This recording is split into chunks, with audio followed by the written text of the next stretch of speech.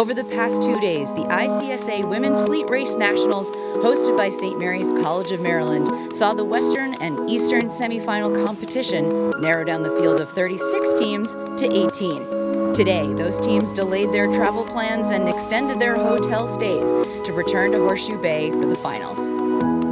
Hi, I'm Ashley Love from T2P TV. Some teams here are student-led and self-funded, and some are fully coached up with support from their athletic departments and alums. Some drove here and some flew, but however they arrived, they're all in the same playing field now and should be ready for anything.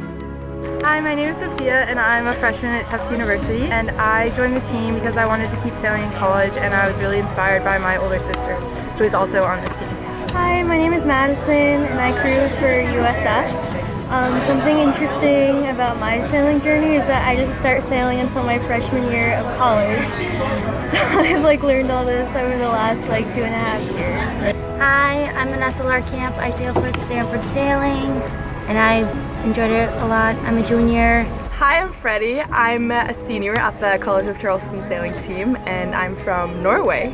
Hi, my name is Kalea Woodard and I sail for USF Sailing, and some of my favorite memories have been just mentoring the younger sailors and just passing on the knowledge that I've learned throughout my 5 years of college sailing. It's really cool to be here in the US, come and compete against all these competitive girls. The level is so high.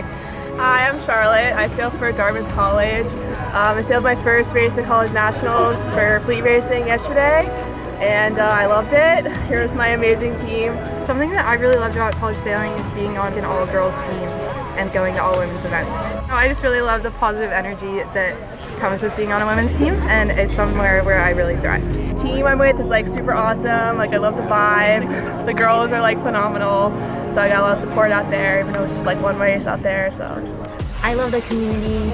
All my friends sail, not even just on the Stanford Sailing team. I love the people on Brown and a lot of other teams. It's so cool just growing up with them in Opties and then being able to continue those relationships up into college. And I just really wanted to be part of a team and try to get really good at something that I'd never done before. The past 4 years have been unreal. I'm so thankful I got to come here and sail and meet my best friends and soulmates that I'll have in my life forever.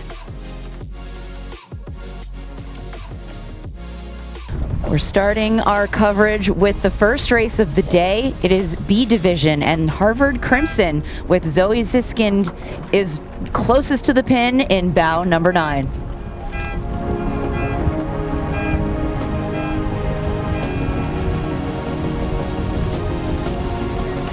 A Division starts next. They are sailing the FJs while B Division starts in 420s. This fleet of boats is brand new. They took delivery of them in April. All of the lines are provided by Marlowe and all of the sails by Zim.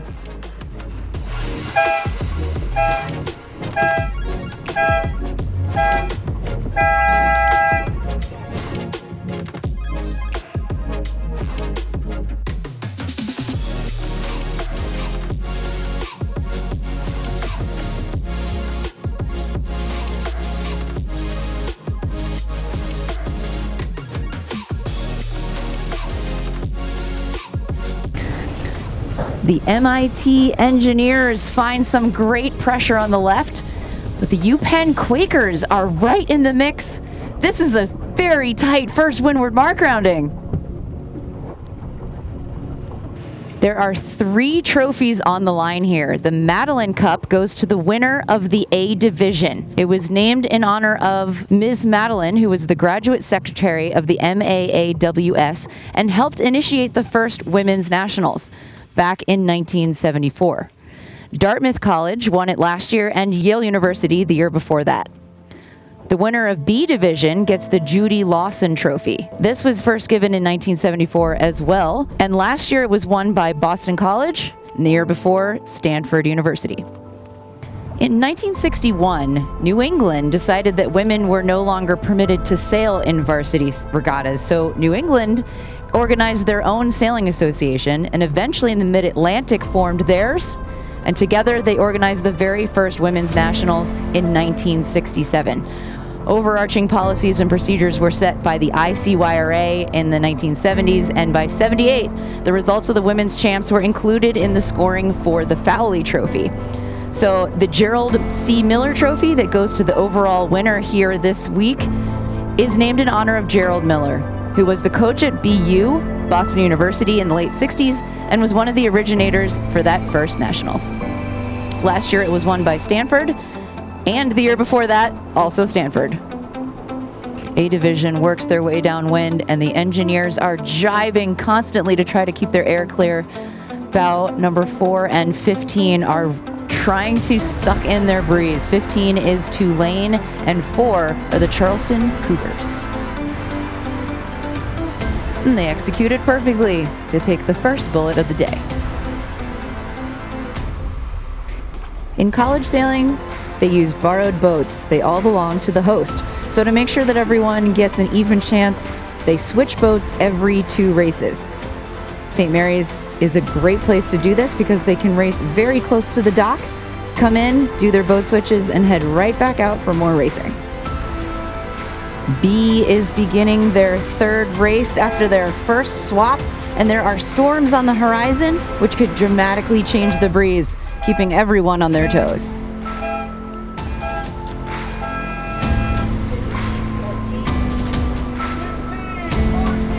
Ooh, 15 and 14 were OCS. Look for them to be turning around.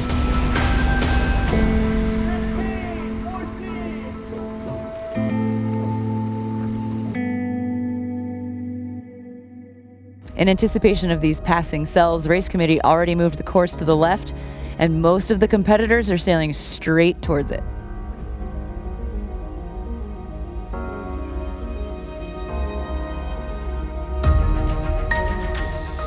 The umpire group of Bill Simon and Doc Sullivan have heard from the PRO that they're going to cancel this race. Not enough breeze at the bottom of the course.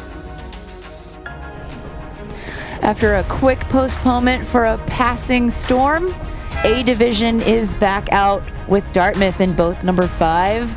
Keeping an eye on the boat to their windward hip, they're going to have plenty of room for a solid start.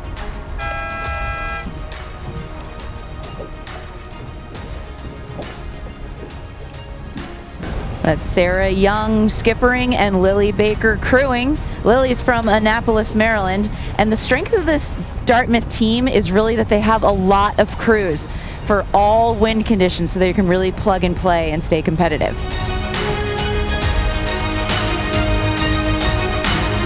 Georgetown, Tulane, and Dartmouth battling all the way up this leg for the lead, and Tulane uses starboard advantage last to get around this top mark in first.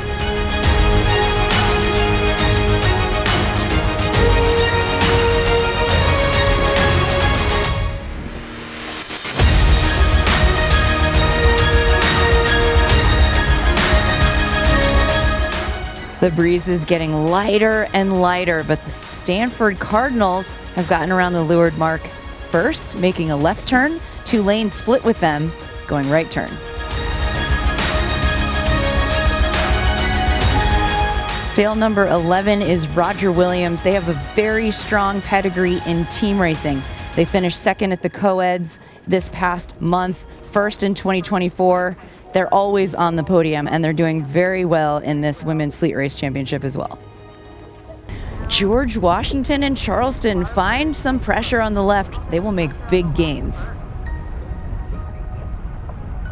Tulane still has the lead, and Harvard is in near the back. They actually got flagged twice this race, once upwind and downwind for kinetics. That's 2 720s. Proving their speed, Tulane catches up, passes Stanford, and almost catches the last boat of the race in front of them.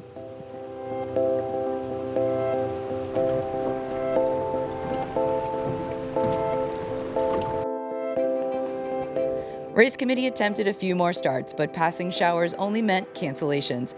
3 races are on the books, and A Division has Stanford not so comfortably at the top, with only a 15-point spread to 12th. Their scoreline reading 11-1-2. In B Division, Tulane has the lead with more of a cushion after going 1-1-5 for the day. That puts the Green Wave at the top of the overall leaderboard by 11 points.